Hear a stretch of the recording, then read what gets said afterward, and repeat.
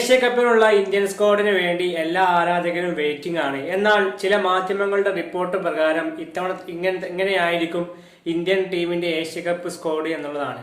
അതായത് ഇങ്ങനെയാണ്: സഞ്ജു സാംസൺ, അഭിഷേക് ശർമ്മ, സൂര്യകുമാർ യാദവ്, തിലക് വർമ്മ, ഹാർദിക് പാണ്ഡ്യ, ഈ ഒരു ടോപ്പ് 5 അങ്ങ് നിലനിന്നേക്കും എന്നുള്ളതാണ് പല മാധ്യമങ്ങളുടെയും റിപ്പോർട്ട്. അതായത് സഞ്ജു സാംസണൊക്കെ അവസരം കിട്ടിയേക്കും. എന്നാൽ മറ്റൊരു പ്രശ്നം, ശുഭ്മൻ ഗില്ലോ അക്സർ പട്ടേലോ വൈസ് ക്യാപ്റ്റൻ ആയേക്കും എന്നുള്ള റിപ്പോർട്ടുകളാണ് കാണപ്പെടുന്നത്.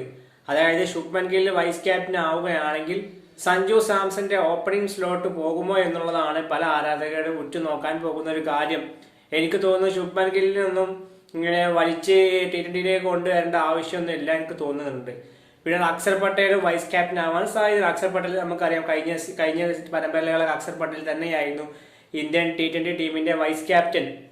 അതോടൊപ്പം ബുംറയില്ല എന്നുള്ള ന്യൂസുകളൊക്കെ വന്നിരുന്നു. എന്നാൽ ഇപ്പോൾ കാണുന്ന ന്യൂസുകൾ പ്രകാരം ബുംറ ഉണ്ടായേക്കും. അതുപോലെ വരുൺ ചക്രവർത്തി, അതുപോലെ അക്സർ പട്ടേൽ, വാഷിംഗ്ടൺ സുന്ദറൊക്കെ, ഹർഷദീപ് സിംഗ് ഒക്കെ ടീമിൽ ഇടം പിടിച്ചേക്കും എന്നുള്ള റിപ്പോർട്ടുകളാണ് പുറത്തു വരുന്നത്.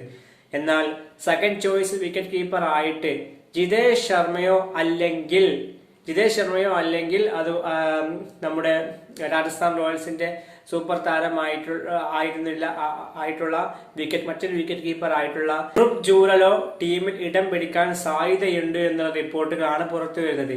ഏതായാലും ഏഷ്യ കപ്പിലുള്ള ഇന്ത്യൻ സ്ക്വാഡിനെ ഫൈനലൈസ് ആയിട്ട് വൈകാതെ തന്നെ പ്രഖ്യാപിക്കും. ഏതായാലും നിങ്ങൾ ഏഷ്യ കപ്പിൽ ഇന്ത്യൻ ടീം ആഗ്രഹിക്കുന്ന സ്ക്വാഡ് എന്താണ്? നിങ്ങളുടെ അഭിപ്രായം എന്തായാലും ഈ വീഡിയോക്ക് താഴെ ഒന്ന് കമന്റായി രേഖപ്പെടുത്തൂ.